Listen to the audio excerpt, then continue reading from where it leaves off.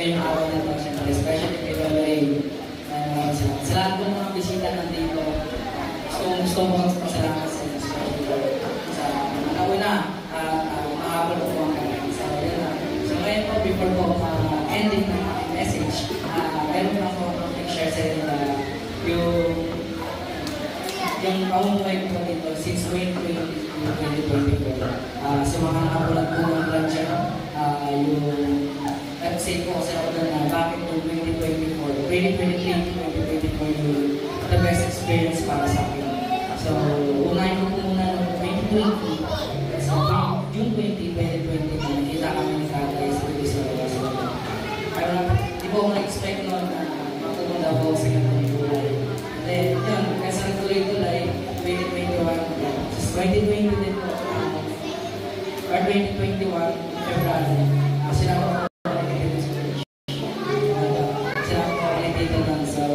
doon po ako unang naging enroll ko doon student, nasa part ko ng children ministry mo, hanggang sa tumagal ako na tumagal sa church, naging active. Ngayon, ito po yung sasabihin ko kung bakit this is the best part of my life. Na naging, bakit ito po yung pinaka-best part sa akin. Kasi po, 2023, na-assign po ako as a music ministry sa church. Habang tumatagal ay ginagamit po ako ng ating mga boses. Kaya sabi nga po sa Matthew 4:4, hindi lang po sa tinatay na buhay ang tawag sa salita po ng ating Panginoon. So, para po sa akin, physically or mentally po natin is nagugutom. Yung physically po natin, kailangan natin kumain ng mga pagkain.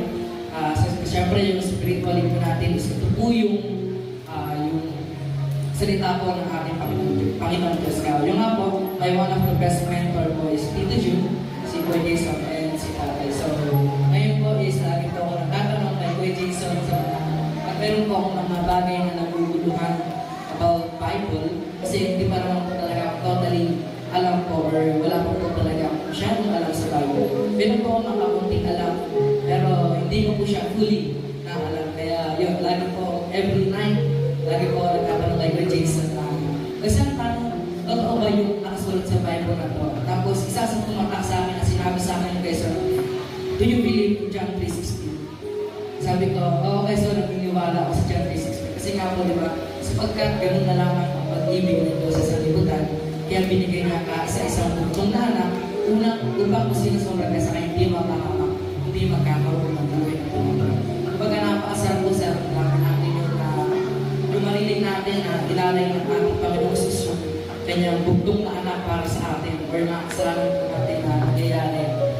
So yun din po, mayroon din pong sa Santo June dati na example na ikaw ba, ibibigay mo ba yung anak mo sa mga taong masasama o sa mga taong kaaway mo? Sinabi ko sa akin ng Tito June, sabi ko po, hindi po. Dahil hindi ko po kayang ibigay yung sarili mong anak sa mga taong hindi ko goods or hindi ko po makakaaway ko. So sabi po ng Tito June sa akin, bless po tayo dahil Jesus is the, kaya nga po sa Revelation 2:4 na yung Jesus my first love. Kumbaga, yun po, nagpapasalamat din po ako sa buhay na nagkaroon sa akin, Lord, na habang tumatagal ay ginagamit niya ako sa kanyang ministeryo. So hanggang ngayon po is part pa rin po ako ng music ministry. So kaya yun po, nasabi mo po ako kayo. Sabi ko rin po yung part na pinaka-best sa akin is 2024 season po ngayon. Kasi yun nga po, no? So maraming salamat po sa lahat na umatin dito. Hindi lang po sa lahat, pati po sa nanonood